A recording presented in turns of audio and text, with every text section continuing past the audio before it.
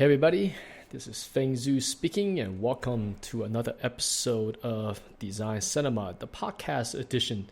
So this will be a pretty short episode, I think. Actually, wasn't planning recording this episode, but I thought I have a pretty interesting topic here.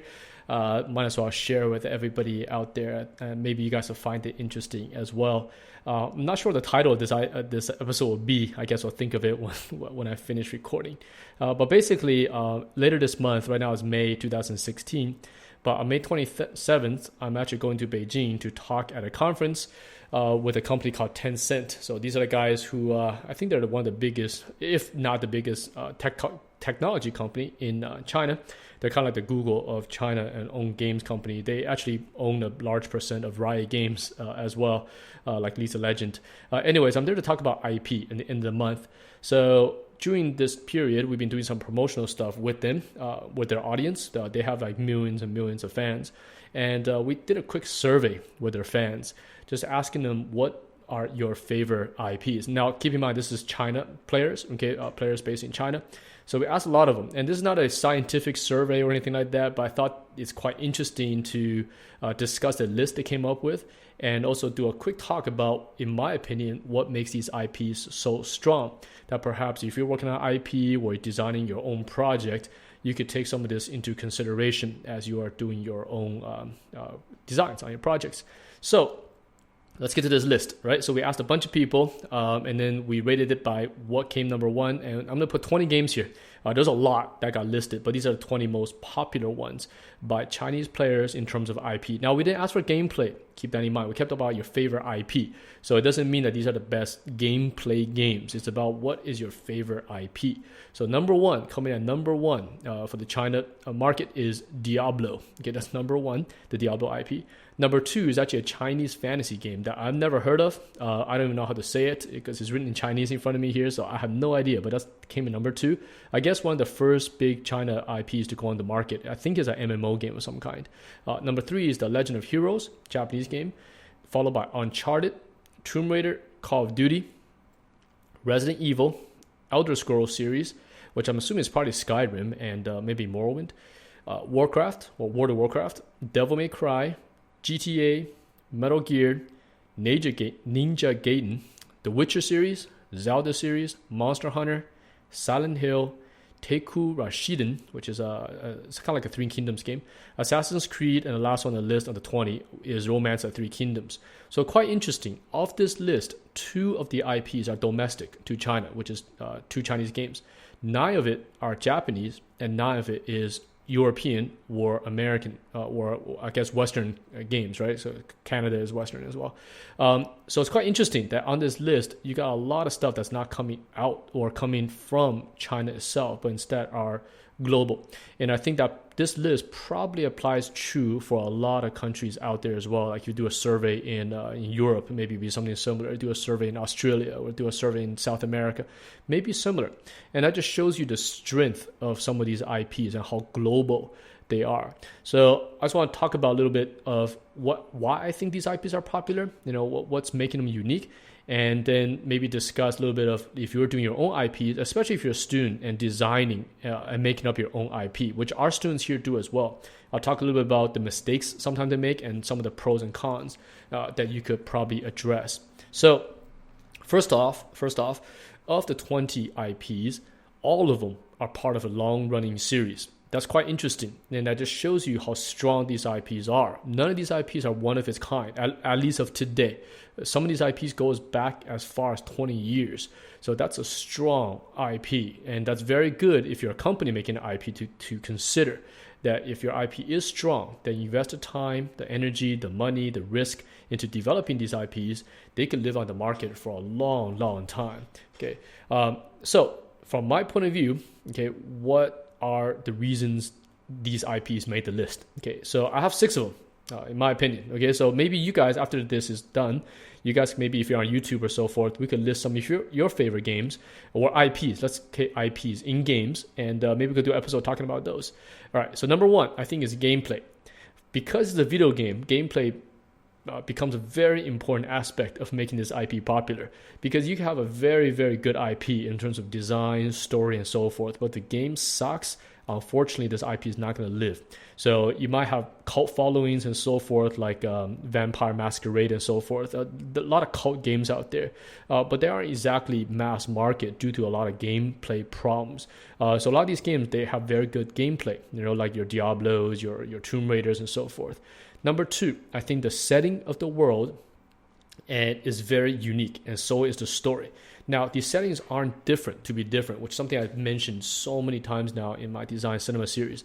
But what they do is that these IPs are taking advantage of what has come before it and delivered it on a plate in a way that you haven't tasted before, or it's tasted super, super good. So my example is always like, maybe you heard of a steak before, right? Maybe you never had a steak, but you heard of it. You've seen photos of it. You grew up, looking at photos of steaks. Your friends talk about it, and finally you go to a restaurant and they serve you a really good steak, and you taste it like, wow, this is good. Everything I've heard about it is coming true. And I think that's what these IPs do. And later I'll go into a little bit slightly more detailed about what I mean by that. But it has to do with building upon what you know and putting it all together and serving it to you on a very nice looking plate, and make sure the flavor is also good. So that's number two. Number three, I think, is production value. So these games typically make their stuff very good. That has to do with animation, sound, art, design, music, casting. All of it is good. Even for games that goes back to the early 80s and 90s, the production values are still really, really good for the time that they came out at. Another one is they took advantage of technology. For example, the speed of the internet came when, for example, World of Warcraft. If there wasn't a broadband internet where you're constantly connected, games like World of Warcraft wouldn't exist. So their technology in the game matched perfectly.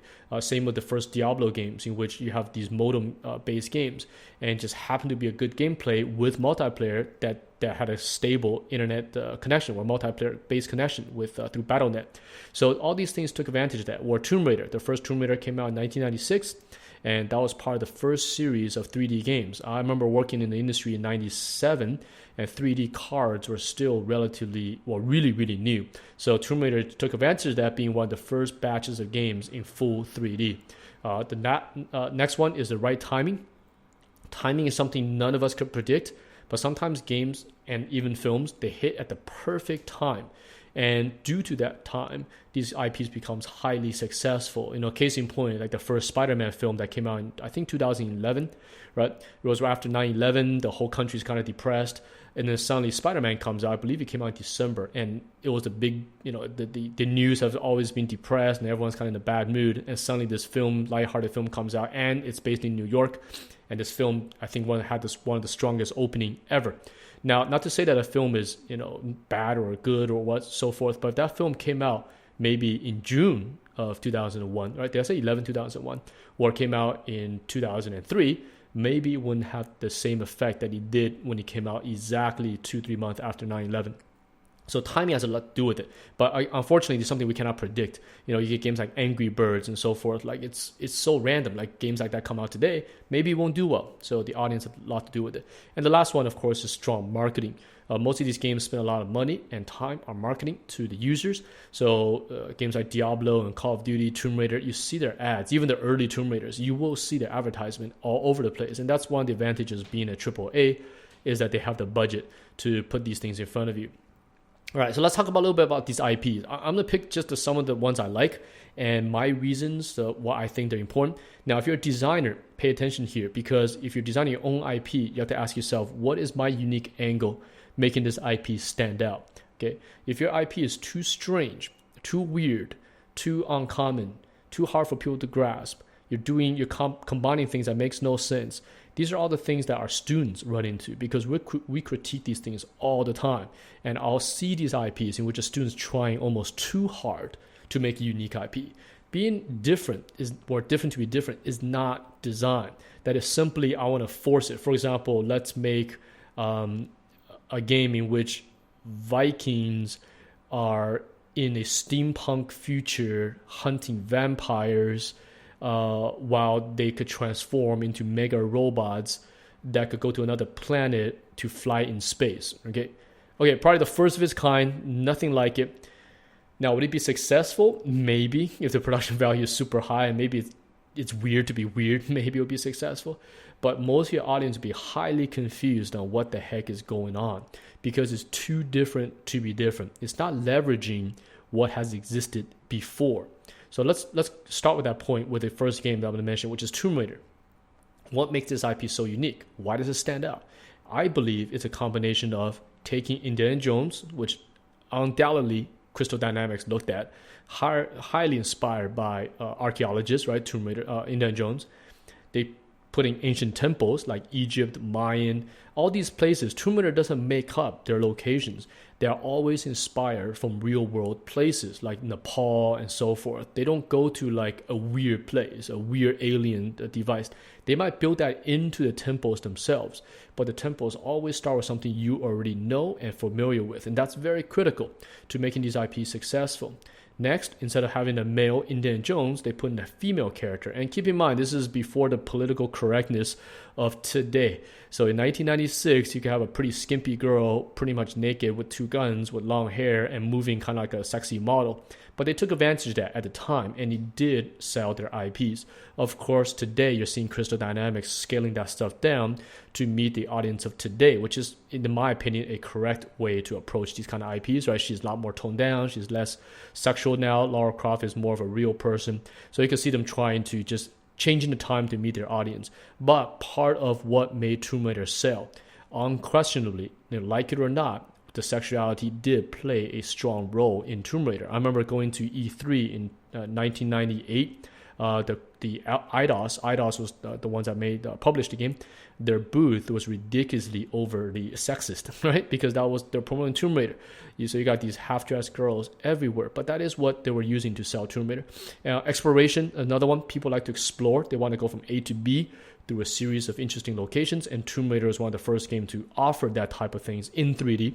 And the last one I guess would be a grand story. Tomb Raider, because of the Indiana Jones angle, I think as a player, you sense the story is massive, it's grand, and that makes the IP very attractive. You're part of this much bigger world of infinite possibilities because she could go anywhere. She could go to Antarctica, she could go to Nepal, she could go to China, go to Europe, go to South America. It's endless. And that IP allows you to expand and build fans over years and years and years. And like I mentioned, the first IP came out in 1996. So this game is 20 years old. This IP is that old, but yet still as popular today. Next on the mention is Call of Duty. Now, I know some of you guys probably don't like the game. Some of you guys like it.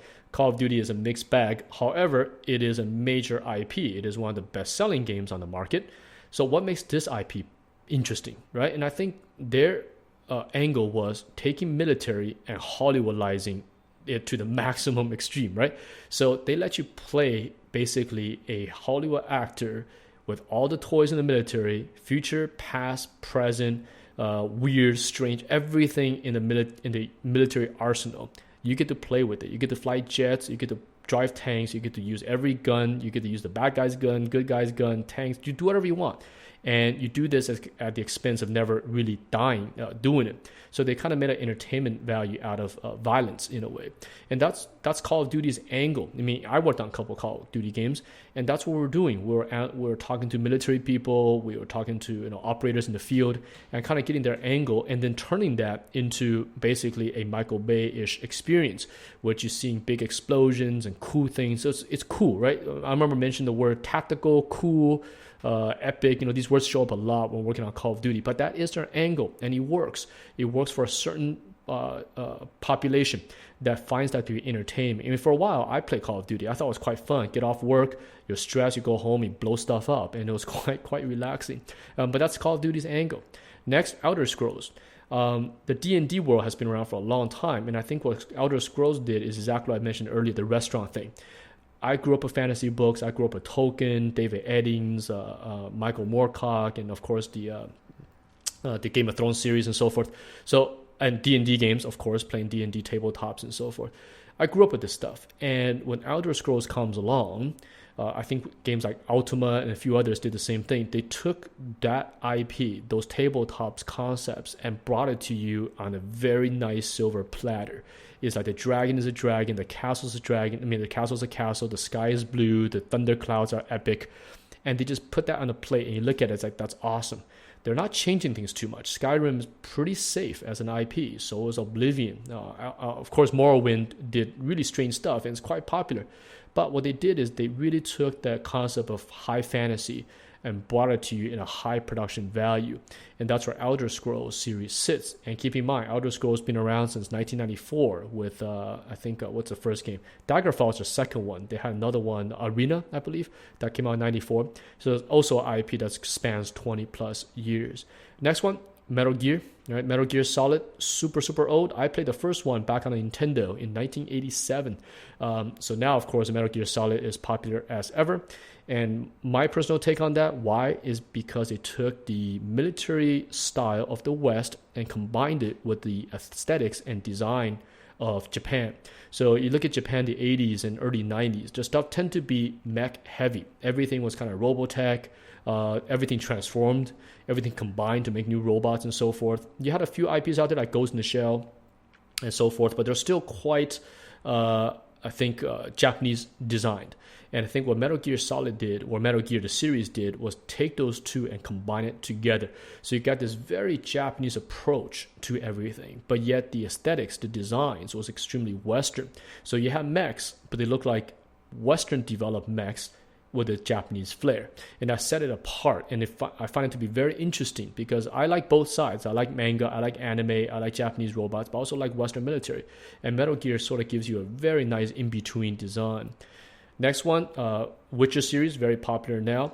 What makes The Witcher stand out? And I think everybody who plays the game knows it's a dark version of fantasy, right? You got the Skyrims, which is a very lighthearted blue sky, green grass. Now, Witcher has that too, but Witcher is a lot more serious. They're a lot more mature. They don't tend to hold the player's hand that much. They let you do whatever you want and take on the stories in a much more adult point of view. Of course, the first ones, I thought they did too much cussing and things like that to make it more adult. But the new one, The Witcher 3, obviously is a very, very mature game. And I think the audience loved that IP for it. So this is just some of the examples. I mean, some of the other ones on the list, for example, Monster Hunter, very unique. They took fighting games to a whole other look by exaggerating the weapons, exaggerating the monsters, giving you a crafting system that's very, very deep. So all these IPs have an angle. But notice, none of them are strange. None of them are weird. I mentioned that because as a teacher who's seeing all sorts of designs every single day from our students, you get about 40-50%, okay, about half the class that's designing within marketability realms. You look at it, I get it. It is taking advantage of certain history, culture, and so forth and give me something new. But you do get about another 30% that's sort of there, but still confusing. Like you look at the concept designs, you're like, what exactly is going on? Why is there this guy holding this weapon and the physics doesn't seem to make sense? They're starting to stray away from things that we understand. For example, they're making up a culture versus starting with a culture that already exists, where they're combining two things that should not be combined or combined in such a strange way that you get confused. For example, it'd be like Vikings conquered the moon, but they didn't have any spacecraft or anything. They just happened to be on the moon. It's a very strange concept. Now, you can make maybe an indie game with that kind of concept, some weird thing, but your general audience can look at that and just don't get it. They're like, I don't get it. Why is it like this? You know what I'm saying? So that's starting to get into that. And then the last 20%, of course, is just weird to be completely weird. As you look at the concept, like what in the world is going on? Like I said, Vikings build spaceships to attack the moon and then transform the whole entire moon to a robot. Then it eats Earth, and the whole energy is absorbed by a monster who turns into a cat, and you end up petting the cat or something, right? It's just so weird that when you explain the IP, you 5 seconds in, you're like, what in the world are you doing? This stuff makes no sense. And that's the kind of students that fall into I have to do something different to be different. It doesn't matter if anyone gets it, only I get it. But that works if you're doing your own game, you're funding yourself, and you don't have to have it maybe sell any copies. But as a commercial designer, right, we're designing for mass market, and we're training our students also to hopefully get into mass market as their first few jobs. It doesn't mean I don't like unique designs. It doesn't mean I want everything to look exactly the same. That's not what we're talking about. We're talking about, look at these popular IPs, look at the games, look at the films. They don't stray away too far from what has already existed. What they do well is combine things that have come before them and combine it in a way and produce it in a way that you haven't seen before. they weren't doing weird things. Tomb Raider isn't about let's go to an alien planet to explore alien tombs and she has a jetpack and fly 1,000 miles into the sky. It's very grounded. So is Call of Duty. Call of Duty is now venturing into the kind of the futuristic things, but they stuck with World War II, current days, some Vietnam type stuff, and then a little bit into the future. But Call of Duty doesn't get into weird territory, right? They don't go bizarre. Neither does Elder Scrolls or Metal Gear or Witcher or Silent Hill and Zelda and GTA. They stay very, very grounded. So as a designer, you have to look at your own work and go, is this product marketable? Will people out there like it? Or will they simply look at it and go, I don't get it? Okay. Now, again, I have to reiterate, it's not about being like not different or trying to do things to be super, super generic. That's not what I'm talking about. It's about finding work, especially if you're a student. If your design simply is too strange, too out there, no one's going to understand it. Yes, you might get it, but no one else will. And in a portfolio situation, when we have no idea what you're designing for, we have no idea what we're looking at, we're simply going to pass your portfolio because it's too strange. So these IPs we mentioned, if you look at the screenshots of Diablo, you know exactly what you're looking at. You look at a screenshot of Tomb Raider without anyone telling you what this IP is. You sort of know what's going on. You see a girl holding a gun, walking the tomb with the fire stick, right? You get it. Same with Uncharted, a guy driving a Jeep through like Brazil and guys are shooting at him. You get it. But imagine you're seeing a Viking with an axe killing an alien on the surface of the moon, and there's a giant butterfly in the air. You look at this like, what is this? And I like to call that stuff fine art, like concept fine art. It's almost like it's weird to be weird, and it's kind of entertaining in a certain way. But that stuff sometimes is not, well, not just sometimes, most of the case is not going to be marketable, especially if we combine that with student level of production. Students are students. We can't turn students into ultra pros. So their work at the end of the day, when they graduate, still has a lot of signs of being a student. So when you have quality that's not super, super high and combine it with a design that's super, super weird, you're going to run into a lot of problems looking for work. And in fact, that's something we see quite a bit from the portfolios I see from conventions or even portfolios we get here at the school of the kind of content younger kids tend to draw, and they generally fall into weird not things I just don't get it. And you look at portfolios like, what is this guy drawing? Just weird designs, strange things like taking an animal and taking its guts out and making it transparent. And the guy sits inside it. You're looking at it, it's like, what is this stuff? It's like very, very bizarre. It doesn't fall into any IPs. Now, I think I mentioned this before, but if you're drawing something or designing something, one of the easiest ways to see if your IP is sitting in a strange world or sitting in a more marketable world is to ask yourself, can the IP you're drawing or can the designs you're drawing right now fit into any films or games that has come along in the last 5 years or even 10 years? If you find that you can only list one or you can list zero or maybe just two, your designs are probably way out there. And we ask the same thing to our students and stump them all the time. For example, Viking holding an axe on a moon with a giant butterfly. You can ask, what game can I put this into right now? What film can I put this into in the last 5 years? That gives you hundreds, if not thousands of choices. And if your answer is like none, then that means your IP could cater to nobody. There might be maybe one company on the planet look at it and go, wow, that's pretty interesting. Maybe we'll hire this guy. But if all the other 99.9% of companies will look at it and go, I don't get it, pass, okay, and they'll hire somebody else. So I hope that makes sense to you. I'm not advocating being generic and doing same thing over and over again. That's not what it is. And neither is Diablo, neither is Tomb Raider, neither is Resident Evil, neither is Devil May Cry. They're not doing that. They're not being generic. In fact, they're being very unique by taking what exists and combining it in a way that you've never seen. And that's the takeaway from this talk. So anyways, I'll wrap this up. It's only it's a quick podcast. I thought it would be quite interesting. So maybe you guys could write down some of your popular IPs in gaming in the list below, and we'll compile it. It'll be quite interesting to see if, from the China market, what's the top five. Top five for them is Diablo, a Chinese MMO, Legend of Heroes, Uncharted, and Tomb Raider. It'll be interesting to see what you guys come up with. Of course, YouTube is all over the place, but we're not going to get too many Chinese response on it because the YouTube, unfortunately, is blocked in China, so they won't be able to see this video. Anyways, thank you guys for listening, and I will see you on the next episode. This is Feng Zhu signing out. Bye-bye.